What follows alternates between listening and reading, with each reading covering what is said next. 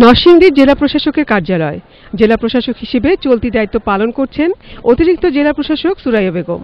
জেলা প্রশাসক আবু হেনা মোর্শেদ জামান দেশের বাইরে গেলে আগেও কয়েকবার এই দায়িত্ব পালন করতে হয়েছে সুরাইয়া বেগমকে।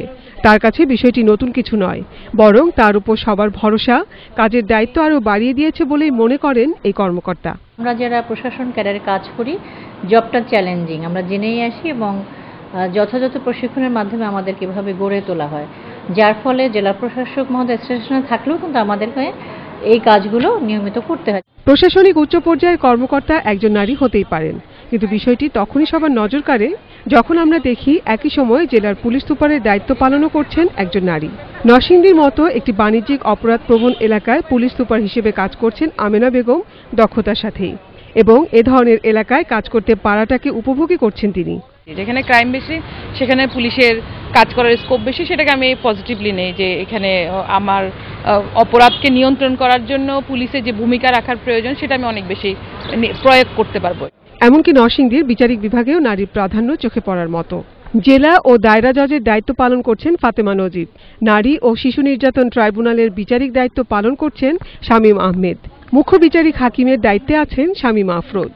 কোনো রকমের প্রতিবন্ধকতা আমি আমার কলিগদের কাছ থেকে পাইনি, বার বা লিটিগেন্ট পাবলিক কোথাও থেকে আমি পাইনি। বরঞ্চ নারী বিচারকদেরকেই লিটিগেন্ট পাবলিক আরও বেশি সমীহ করে এবং তাদের কাছ থেকে বিচারটা আরও প্রপার পাবে বা মানে তাদের জন্য তারা আদালত প্রাঙ্গণে দ্বারস্থ হচ্ছে সেই জিনিসটা তাদের ফুলফিল হবে, এটাই তাদের মনে মানে তাদের চেহারায় ফুটে ওঠে। আমি যখন এজলাসে উঠি আমি আমার জেন্ডারের বিষয়টা আসলে মাথা থেকে ফেলে দিয়েই উঠি, এবং আমার মনে হয় যখন লিটিগেন্ট পাবলিকে আসে তারাও আমাদের পারফরমেন্সটাই দেখে।